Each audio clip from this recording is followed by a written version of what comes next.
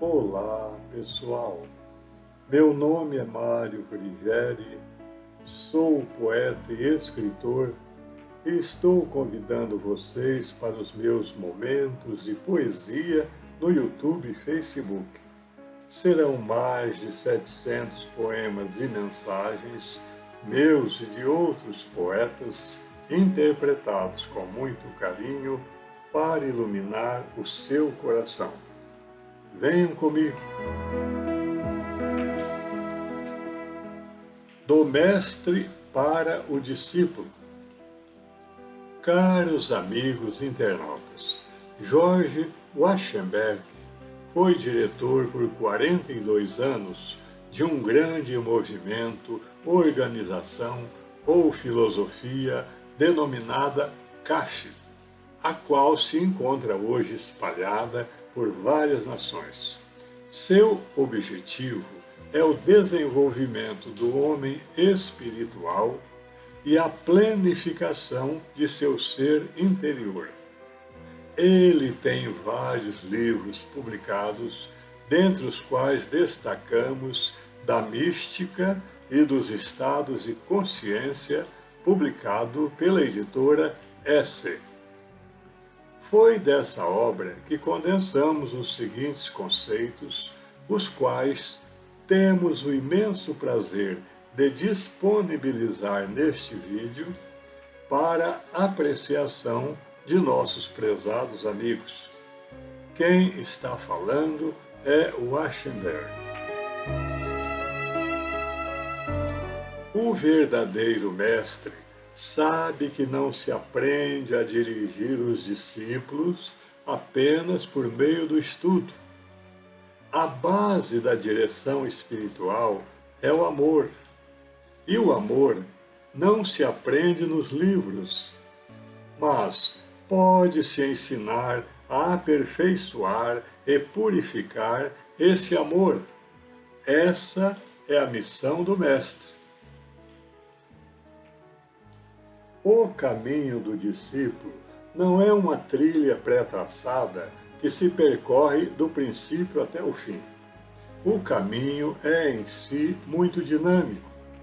Não é uma trajetória a percorrer, mas um processo de transformação contínua. À medida que o discípulo se transforma, vai deixando de simplesmente andar por um caminho, mas transforma-se ele próprio nesse caminho, a exemplo do que ocorreu com Jesus. Quando o discípulo lhe disse que não sabia o caminho para o reino do céu, Jesus respondeu: "Eu sou o caminho." Para dirigir alguém, é preciso haver percorrido com antecedência o caminho que o discípulo deve agora percorrer. O vínculo entre o mestre e o discípulo deve ser puro. Sua relação deve estar além das limitações próprias da amizade comum. Nessa relação não pode haver egoísmo, suscetibilidade, competição e nem preferências.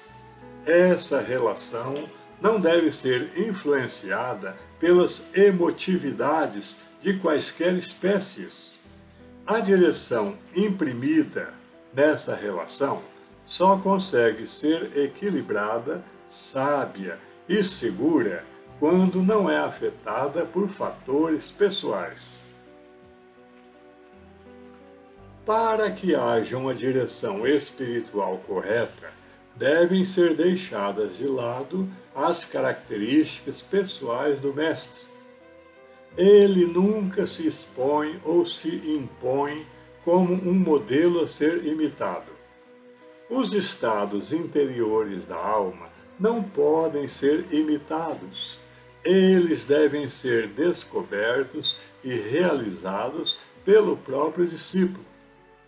Quanto mais puros e profundos forem os estados de alma do discípulo, mais esses estados precisam do silêncio interior para consolidar-se e transmitir-se.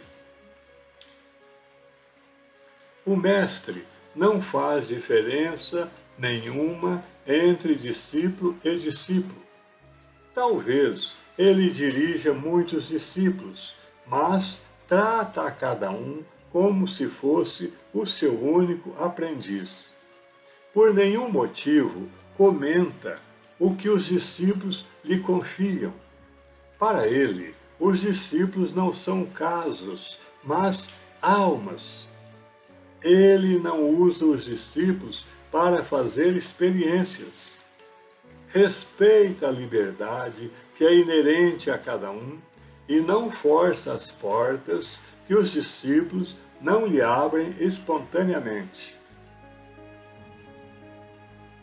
O mestre não fica aborrecido quando os discípulos não seguem suas orientações ou não são fiéis à sua direção. Sua compreensão transcende a ofensa e o ressentimento. Não se permite estar contra ninguém por este ou aquele motivo, pois sabe que todos necessitam de orientação para desenvolver-se. Por isso, nunca julga. Quem ama não julga, mas compreende. O mestre não força os discípulos para que realizem o que não querem realizar, nem para que creiam naquilo que ainda não logram compreender ou naquilo que suas mentes ainda rejeitam. Sabe que não se pode conduzir os discípulos para a liberdade interior, sobrecarregando-os com mais obrigações. Por isso, desembaraça-lhes o caminho para que se conheçam como exatamente são e saibam por que pensam como pensam. Quando o discípulo aprende a pensar por si mesmo, livra-se de todos os preconceitos e passa a compreender o mistério da vida. O mestre ensina que cada discípulo precisa descobrir a sua vocação e que, para realizá-la, deve perseverar nela até o fim. Sabe que não há atalhos suaves no desenvolvimento espiritual e que também, sem um esforço constante, não há conquistas reais. O mestre ensina que o bem espiritual se alcança através da renúncia, da perseverança e da paciência. O mestre sabe amparar e ajudar os discípulos. Como ele não os impulsiona, estimulando a ilusão das recompensas, seus estímulos não desenvolvem nos discípulos a chaga do personalismo. Ele dá a cada um o seu alimento, como e quando eles necessitem dele. Ele os sustenta quando eles têm que andar e solta-os quando eles têm que voar. E o mestre é muito reservado em seu trato com os discípulos. Sabe que os discípulos, muito mais do que ouvir, precisam é ser ouvidos. O mestre não confunde direção espiritual com doutrinação. O discípulo pode aprender muitas doutrinas, mas o que ele espera de seu mestre é que o ensine a viver, a conhecer-se a si mesmo, a transcender suas limitações, a realizar sua vocação. É tão ruim abandonar o discípulo como dirigi-lo com excesso. Se o discípulo não receber ajuda no momento oportuno, ele cai. E se é dirigido com excesso, impede-se o seu desenvolvimento individual. O mestre tem sua concepção da vida do homem e do Pai eterno, mas não transmite essas ideias como se fossem a verdade última, nem como um dogma que o discípulo deva aceitar e em que deva crer. É tendência do homem considerar como verdade absoluta a última compreensão que alcançou da verdade. Dessa forma, acaba por transformar suas compreensões relativas e limitadas em dogmas definitivos e incontestáveis. O mestre não guia o discípulo por caminhos extremos, como os das mortificações físicas, que raramente dão resultados espirituais. Nem ensina o discípulo a viver uma vida regalada. Ele o ensina a conscientizar-se de seus movimentos interiores e a obedecer somente àqueles que o ajudem a desenvolver-se. O mestre ensina o discípulo a ser intransigente consigo mesmo, mas tolerante com as outras pessoas. Ao contrário da fórmula que hoje é corrente no mundo, essa nova fórmula assinala um caminho claro de controle interior, um controle que desenvolve a consciência do ser, descobre os movimentos genuínos da alma, purifica o amor e expande sua participação na vida verdadeira. Não se pode adquirir controle interior de um dia para o outro. A vontade vai se fortalecendo paulatinamente ao longo de um processo que exige grande paciência, perseverança e humildade. O mestre não pode dar ao discípulo mais do que a vocação espiritual pede à alma. O mestre não lhe pede nada. Ele apenas desperta o discípulo interiormente, mantendo viva nele a consciência de seus anseios genuínos. Essa consciência ativada é que exige da alma um controle interior cada vez mais perfeito. Quando o homem aprende a controlar-se um pouco, logo quer controlar os outros homens. Não se pode ensinar controle através da coação. Isto seria submeter as almas a seu jugo. Exercer controle sobre os outros, sem despertar neles sua própria consciência interior, é a maneira certa de transformá-los em autômatos. O mestre sabe disso. Quem é verdadeiramente livre dá liberdade aos outros. Uma alma livre faz livres as outras almas.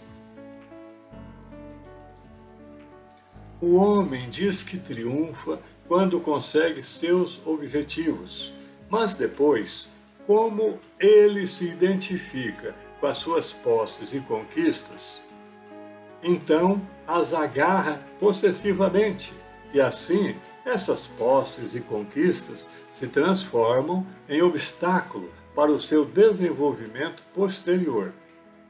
A senda espiritual não é um caminho de triunfos sucessivos, é mais propriamente uma contínua expansão do conhecimento das próprias limitações, uma conscientização da própria pequenez e uma ampla visão das misérias que se cobriam com as máscaras de conquistas ilusórias. É essa constante libertação da transitória realidade exterior que permite surgir puro no discípulo o seu ser interior. Quanto mais o discípulo se adianta no seu caminho espiritual, maior é o seu equilíbrio e a sua estabilidade interior, mais claro se torna o seu discernimento e mais sensatas as suas atitudes. O discípulo nunca confunde as experiências espirituais, que são íntimas, com as obrigações e responsabilidades sociais que, como ser humano comum, deve cumprir no mundo. Quanto mais elevada a sua interiorização, maior é a sua eficiência prática e sua dedicação ao trabalho, e mais perfeita é também a sua relação com as pessoas que o rodeiam. E por fim, antes de se conquistar interiormente, o discípulo pensava que orar era murmurar preces, amar era sentir uma emoção e sofrer era chorar por alguma coisa. Agora, porém, à medida que vai conquistando um império mais perfeito sobre si mesmo, agora que seu amor vai se tornando cada vez mais puro, o discípulo vai deixando de expressar-se por meio de emoções e sua alma se move cada vez menos emotivamente. Ele, então, em sua humildade, acredita que sente um pouco menos, que ama um pouco menos, que interage um pouco menos, quando, na realidade, vai imperceptivelmente expandindo sua consciência e conquistando e tornando seu para sempre o divino e indescritível dom do amor universal.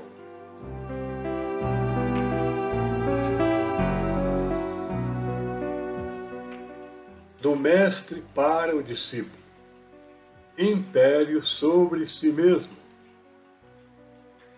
Pensa e cria, homem puro, olhando por vir de frente. Os impérios do futuro são os impérios da mente. Faze do reino vindouro foco de tua atenção. Onde estiver teu tesouro, estará teu coração. Sê feliz, serve a sorrir. Bondade exprime poder. Quem não vive para servir, não serve para viver. Procura o necessitado, antecipa o bem-fazer, pois mais bem-aventurado é dar do que receber. Quando insultado, prefere perdoar, faz mais sentido, porque quem com ferro fere, com ferro será ferido. Não deixes que o desengano amargure teu destino. Já sabes que errar é humano, mas perdoar é divino. Sê na escrita sensato, põe na lauda o coração, mais fere a pena de pato que uma garra de leão. Quem a luz do bem espalma, visa sempre ao coração, pois a educação da alma é a alma da educação.